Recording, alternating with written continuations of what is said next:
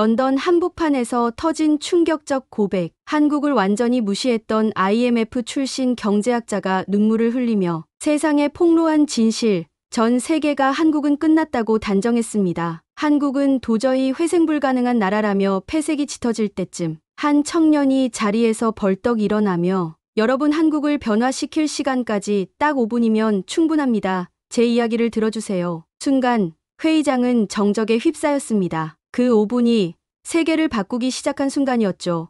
세계를 탈탈 털어버린 대한민국. 지금 바로 시작합니다. 그 전에 잠깐 1초 만에 누를 수 있는 좋아요 버튼을 꾹 눌러주시면 영상 제작에 아주 큰 힘이 됩니다. 그럼 바로 시작하겠습니다. 저는 에밀리 바커입니다. 아버지의 장례식장에서 한 장의 쪽지를 받았어요. 낡은 봉투 안에는 아버지의 필체로 이렇게 적혀 있었죠. 한국으로 가라. 내가 틀렸어. 그 순간 저는 웃음이 나왔습니다. 아버지다운 말이었거든요. 죽어서도 저를 당황시키시는군요. 하지만 동시에 가슴 한구석이 먹먹해졌어요. 아버지는 평생 한국 이야기만 나오면 입을 다물어 버리셨거든요. 런던의 11월은 늘 우울합니다. 비가 부슬부슬 내리는 가운데 아버지를 땅에 묻었어요. 참석한 사람들은 대부분 대학 동료들이었습니다. 아버지의 한국 시절을 아는 사람은 아무도 없었죠. 저도 마찬가지였고요. 아버지 박진수는 1970년대 한국에서 영국으로 유학을 왔습니다. 그리고 다시는 돌아가지 않았어요. 저는 그런 아버지가 이해되지 않았습니다. 조국을 버리고 떠난 사람이라고 생각했거든요. 특히 제가 IMF에서 일하면서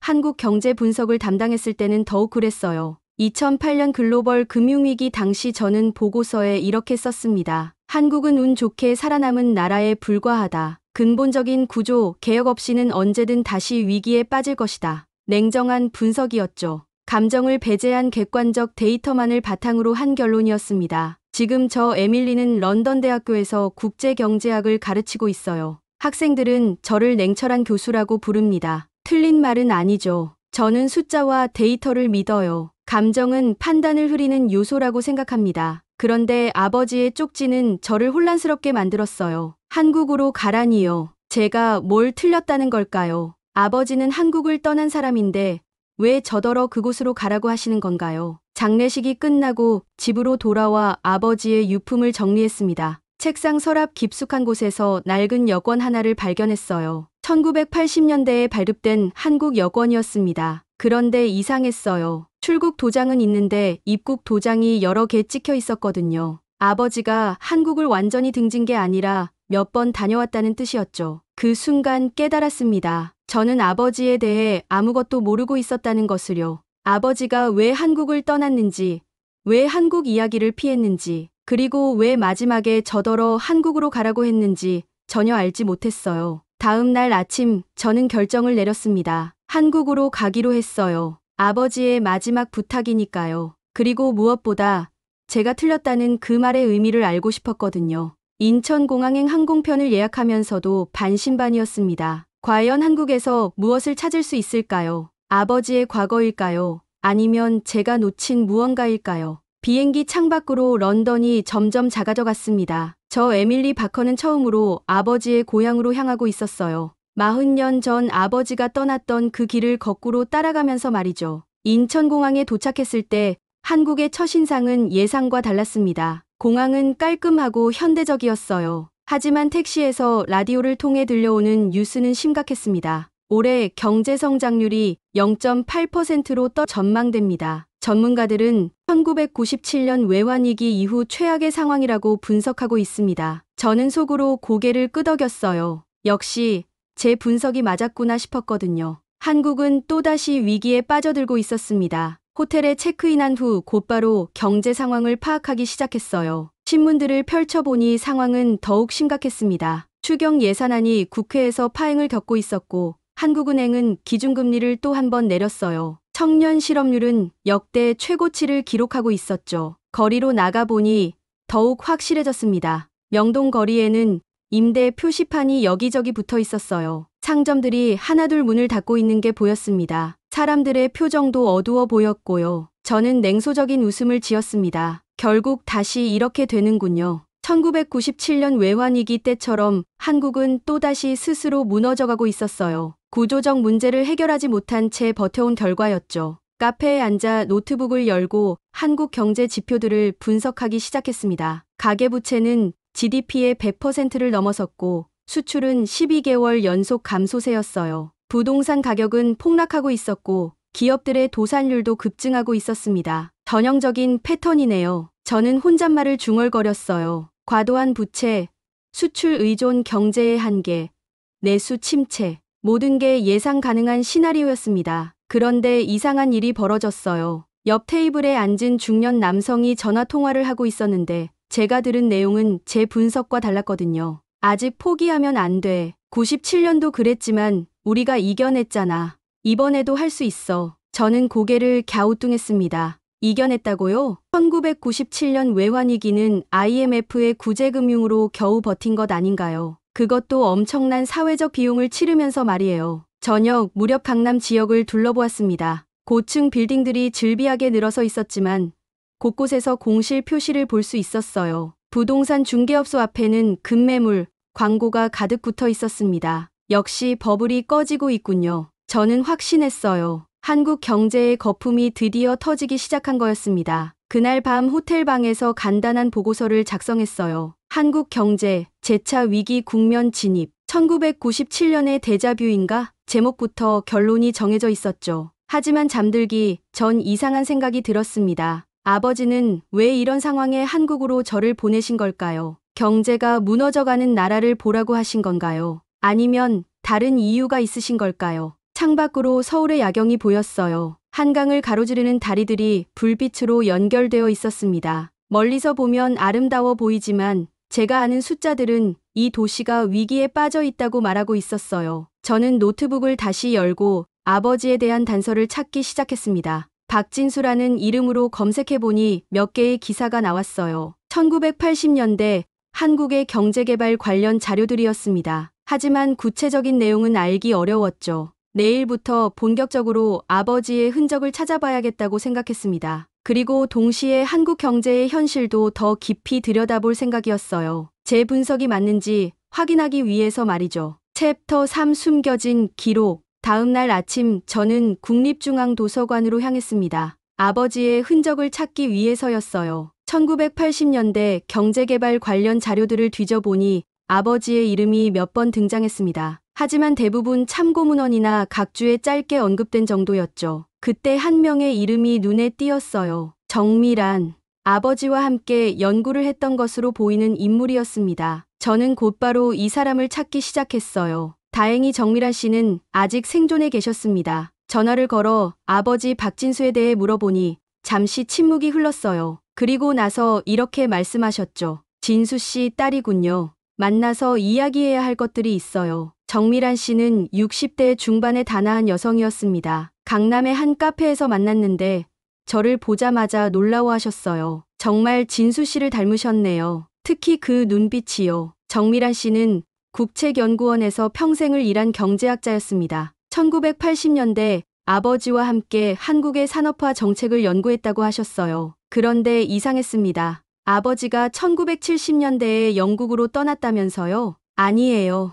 진수 씨는 1983년부터 1987년까지 한국에 있었어요. 비공식적으로요. 저는 깜짝 놀랐습니다. 아버지가 영국에서 공부만 하신 게 아니라 한국에 돌아와서 일을 하셨다는 뜻이었거든요. 정밀한 씨는 가방에서 낡은 테이프 하나를 꺼내셨어요. 이거 들어보세요. 진수 씨가 직접 녹음한 거예요. 저는 떨리는 손으로 테이프를 받았습니다. 정밀한 씨가 가져온 낡은 녹음기에 테이프를 넣고 재생 버튼을 눌렀어요. 잡음이 섞인 가운데 아버지의 목소리가 들려왔습니다. 40년 전 아버지의 목소리였어요. 사람들만은 살리고 싶었어. 그게 나라니까. 그 순간 제 가슴이 뛰기 시작했습니다. 아버지의 목소리에는 간절함이 담겨 있었어요. 제가 알던 침묵하는 아버지가 아니라 무언가에 대해 열정을 가진 사람의 목소리였죠. 테이프는 계속되었습니다. 영국에서 배운 걸로 조국에 보답해야지. 돈 벌러 온 게 아니야. 이 나라 사람들이 더 나은 삶을 살 수 있게 만들고 싶어. 저는 눈물이 날 것 같았어요. 아버지가 도망친 게 아니라 오히려 한국을 위해 돌아오셨던 거였군요.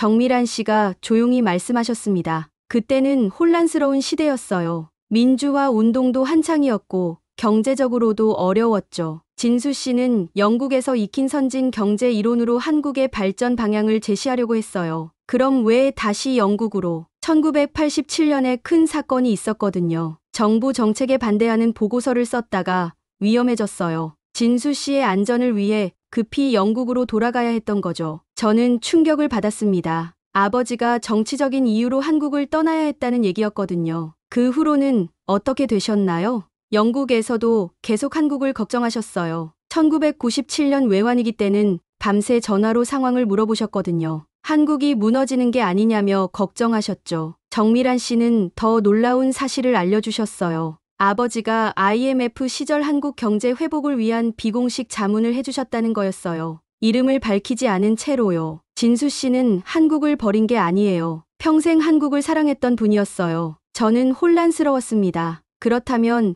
제가 아버지에 대해 알고 있던 모든 게 틀렸다는 뜻이었거든요. 아버지는 도망친 사람이 아니라 한국을 위해 희생한 사람이었던 거죠. 테이프에서 아버지의 목소리가 다시 들려왔어요. 언젠가는 떳떳하게 돌아갈 수 있을 거야. 그때까지는 참아야지. 저는 처음으로 아버지가 도망친 게 아니라 버텼다는 감정을 느꼈습니다. 40년 동안 고향에 대한 그리움을 참으며 살아가신 분이었던 거예요. 정미란 씨와 헤어지면서 저는 완전히 다른 사람이 된 기분이었습니다. 아버지에 대한 제 생각이 180도 바뀌었거든요. 그리고 동시에 의문이 들었어요. 그렇다면 한국에 대한 제 분석도 틀렸을 수 있지 않을까요? 정미란 씨와의 만남 이후 저는 며칠 동안 혼란스러웠습니다. 아버지에 대한 진실을 알게 되니 모든 게 달라 보였거든요. 그러던 중 예상치 못한 연락을 받았어요. 에밀리 바커 교수님이시죠?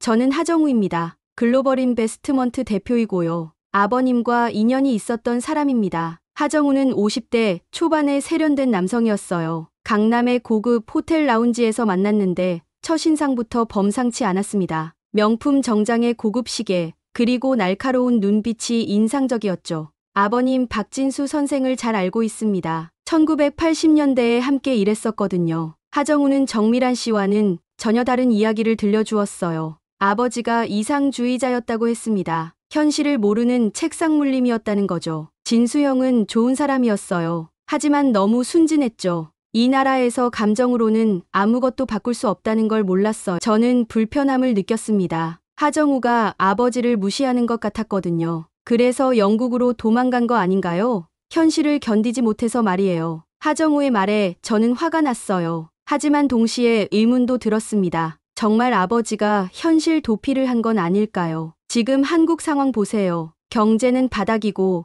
사람들은 절망하고 있어요. 진수형이 그토록 지키려던 나라가 이 모양이에요. 하정우는 차가운 미소를 지었습니다. 숫자는 거짓말하지 않아요. 교수님도 IMF 출신이니까 아시겠지만 감정은 경제를 살릴 수 없거든요. 그때 하정우가 충격적인 제안을 했어요. 지금이 기회예요. 한국 부동산과 금융시장이 바닥을 쳤거든요. 저희 펀드와 함께 투자하시면 큰 수익을 낼 수 있어요. 저는 깜짝 놀랐습니다. 하정우가 한국의 경제 위기를 기회로 보고 있었던 거예요. 위기는 곧 기회라는 말 아시죠? 1997년 외환위기 때도 그랬어요. 똑똑한 사람들은 그때 큰 돈을 벌었거든요. 하정우는 구체적인 계획을 설명했어요. 부실해진 부동산을 헐값에 사들이고 금융위기로 어려워진 기업들을 인수한다는 것이었죠. 그리고 경제가 회복되면 막대한 차익을 남긴다는 거였어요. 너도 네 아버지처럼 멍청하게 감정에 휘둘리지 말아라. 여긴 숫자가 지배하는 곳이야. 하정우의 말이 제 가슴에 비수처럼 꽂혔습니다. 아버지처럼 살면 저도 실패자가 되는 걸까요? 아니면 아버지처럼 사는 게 진짜 영웅인 걸까요? 저는 심각한 갈등에 빠졌어요. 한편으로는 하정우의 말이 맞는 것 같았거든요. 경제는 냉정한 논리로 돌아가는 거니까요. 감정이나 이상으로는 바꿀 수 없는 게 현실이죠. 하지만 다른 한편으로는 아버지의 목소리가 계속 들렸어요. 사람들만은 살리고 싶었어. 그게 나라니까. 아버지는 단순히 돈을 벌려고 한 게 아니었거든요. 교수님은 어떻게 생각하세요? 진수형처럼 이상만 쫓으며 살 건가요? 아니면 현실을 받아들일 건가요? 하정우의 질문에 저는 대답할 수 없었어요. 제가 지금까지 믿어왔던 가치관이 흔들리고 있었거든요. 그날 밤 호텔로 돌아와서 깊은 고민에 빠졌습니다. 하정우의 제안은 분명 경제적으로는 합리적이었어요. 위기 상황에서 기회를 잡는 건 자본주의의 기본 원리니까요. 하지만 뭔가 석연치 않았습니다. 하정우의 계획대로 하면 결국 한국 사람들의 고통을 이용해서 돈을 버는 거잖아요. 그게 정말 옳은 일일까요? 저는 아버지의 테이프를 다시 들어보았어요. 아버지의 간절한 목소리가 들릴 때마다 가슴이 아팠습니다. 아버지는 정말 한국을 사랑했던 분이었어요. 그런데 제가 지금 하려는 일은 아버지의 뜻과 정반대였습니다. 한국의 위기를 기회로 삼아 이익을 취하려는 거니까요. 새벽까지 고민한 끝에 저는 결정을 내렸습니다. 하정우의 제안을 거절하기로 했어요. 그리고 진짜 한국의 모습을 제대로 보기로 했습니다. 숫자가 아닌 사람들의 얼굴을 말이에요. 하정우의 제안을 거절한 후 저는 진짜 한국을 보기로 결심했습니다. 숫자와 통계가 아닌 실제 사람들의 삶을 말이에요. 정미란 씨의 도움으로 몇 명의 사람들을 소개받았어요. 첫 번째로 만난 사람은 김태성이라는 청년 창업자였습니다. 20대 후반의 그는 IT 스타트업을 운영하고 있었어요. 홍대 근처의 작은 사무실에서 만났는데 직원은 그 포함해서 3명뿐이었습니다. 솔직히 말하면 매일이 고민이에요. 태성 씨는 담담하게 말했어요. 투자 받기는 어렵고 매출은 안 나오고 그래도 포기할 수는 없거든요. 저는 물어봤습니다. 왜 포기할 수 없나요? 이렇게 어려운데도요? 우리 아버지가 IMF 때 정리해고 당하셨거든요. 그때 저는 중학생이었는데 아버지가 매일 취업 준비하시는 모습을 봤어요. 그런데도 포기 안 하시더라고요. 태성 씨의 말에 제 가슴이 뭉클해졌어요. 아버지의 모습에서 희망을 배웠다는 거였거든요. 한국 사람들은 그래요. 어려워도 견뎌내려고 해요. 우리 세대도 마찬가지고요. 태성 씨는 밤늦게까지 일하면서도 포기하지 않고 있었어요. 성공에 대한 확신은 없었지만 그래도 계속 도전하고 있었죠. 두 번째로 만난 사람은 박선옥 씨였습니다. 50대 중반의 그녀는 명동에서 작은 식당을 운영하고 있었어요. 하지만 코로나19와 경기 침체로 매출이 70% 이상 줄었다고 했습니다. 이제 정말 문 닫아야 할 것 같아요. 선옥 씨는 한숨을 쉬며 말했어요. 임대료는 계속 나가고 손님은 없고. 하지만 선옥 씨가 다음에 한 말이 인상적이었어요. 가게 문 닫고도 애 학교는 안 쉬게 했어요. 우리 세대는 그래요. 제가 놀라서 물어봤죠. 어떻게 그럴 수 있으셨어요? 밤에 다른 일도 하고 용돈도 아껴가면서. 애가 공부하는 건 포기할 수 없거든요. 선옥 씨는 자신은 고생해도 자녀의 미래는 포기하지 않겠다는 의지를 보여주었어요. 그 모습에서 저는 한국 사람들의 끈질김을 봤습니다. 세 번째로 만난 사람은 이철민이라는 기술자였어요. 60대 초반인 그는 1997년 외환위기 때 정리해고를 당했다고 했습니다. 그땐 말이죠.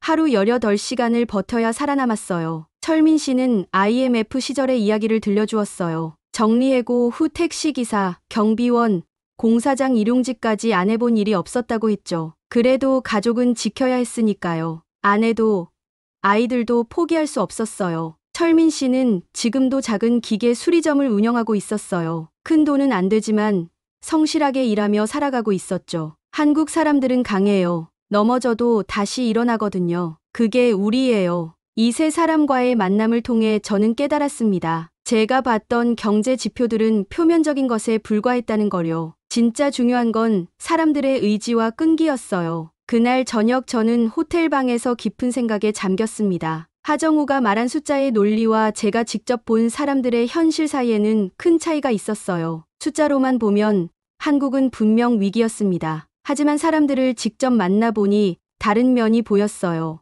어려워도 포기하지 않는 의지, 가족을 위한 희생, 미래에 대한 희망. 이런 건 통계에 나타나지 않는 힘이었죠. 저는 아버지의 말씀이 이해되기 시작했어요. 사람들만은 살리고 싶었어. 그게 나라니까. 나라는 건 숫자가 아니라 사람이었던 거예요. 그 순간 결심이 섰습니다. 저는 일반적인 경제 보고서 대신 다큐멘터리 형식의 국민 보고서를 만들기로 했어요. 진짜 한국 사람들의 이야기를 담은 보고서를 말이죠. 아버지가 하고 싶었던 일이 바로 이런 거였을 거예요. 숫자 뒤에 숨겨진 사람들의 진짜 이야기를 세상에 알리는 것 말이에요. 저는 일주일 동안 한국 전역을 돌아다니며 더 많은 사람들을 만났습니다. 대구의 전통시장 상인, 부산의 조선소 노동자, 전주의 한옥마을 게스트하우스 운영자까지 모든 사람들이 어려움 속에서도 희망을 잃지 않고 있었어요. 그리고 마침내 국제경제포럼 발표 날이 다가왔습니다. 서울 코엑스에서 열리는 이 포럼에는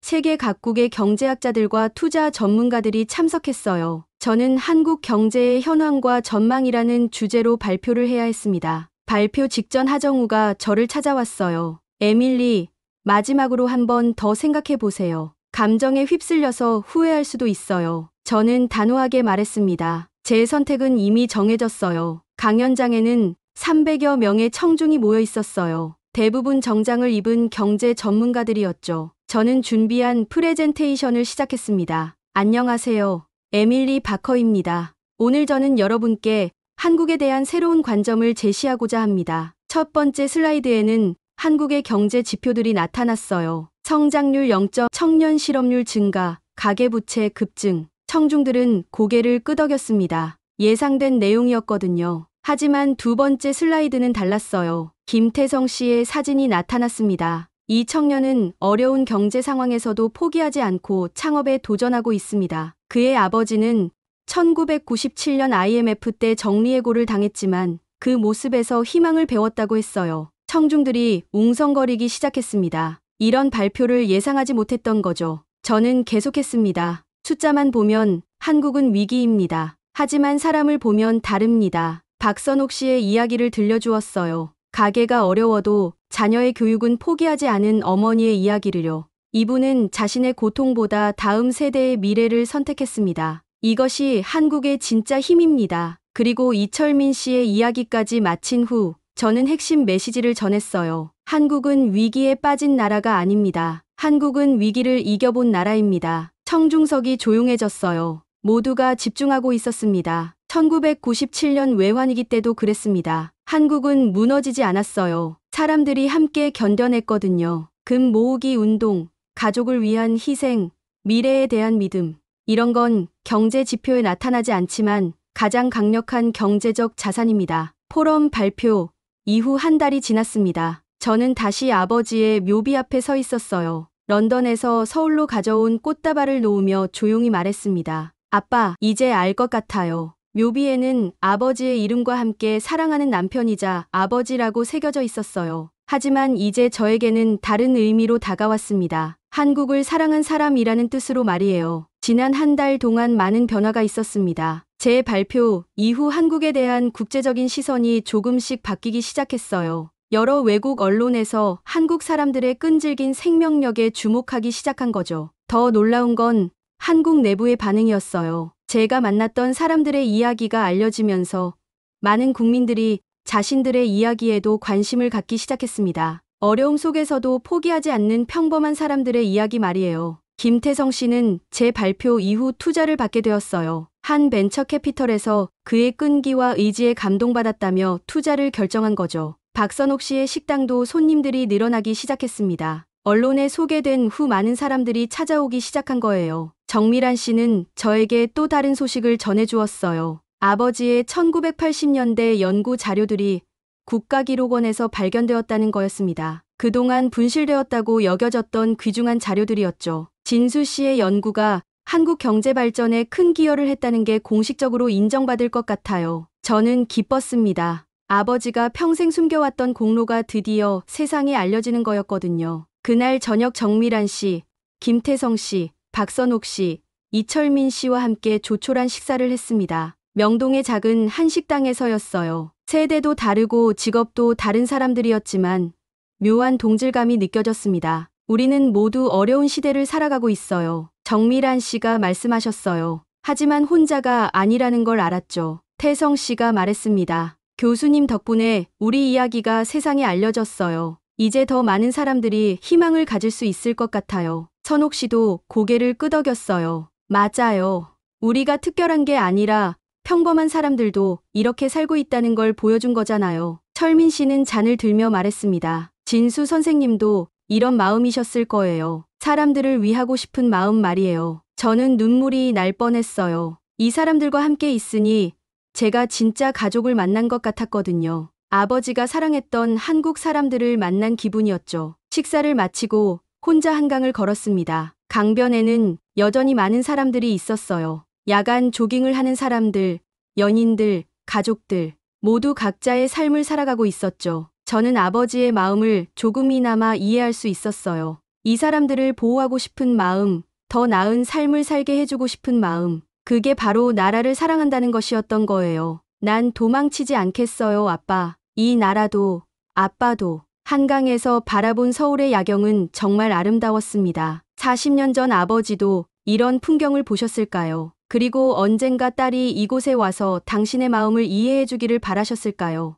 이제 저는 확신했습니다. 한국은 제가 그토록 무시했던 나라가 아니었어요. 아버지의 나라였고, 이제는 저에게도 특별한 의미가 있는 나라가 되었죠. 집으로 돌아가는 택시 안에서 저는 중요한 결정을 내렸습니다. 런던으로 돌아가지 않기로 한 거예요. 적어도 당분간은 한국에 머물면서 아버지가 하지 못한 일을 계속하기로 했습니다. 3개월 후 저는 서울경제연구원의 자문위원으로 공식 임명되었습니다. 런던 대학교에는 1년간 휴직계를 제출했어요. 한국에서 아버지의 뜻을 이어가기 위해서였죠. 첫 출근 날 연구원 사무실에서 제 책상을 배정받았습니다. 창밖으로 남산타워가 보이는 자리였어요. 책상 위에는 정미란 씨가 선물해 주신 아버지의 낡은 만년필이 놓여 있었습니다. 이제 진수 씨의 일을 이어갈 차례네요. 정미란 씨가 말씀하셨어요. 40년 전 그분이 하고 싶어 했던 일들을 말이에요. 제 첫 번째 프로젝트는 한국인의 경제적 회복력 연구였습니다. 지난 몇 달 동안 만난 사람들의 이야기를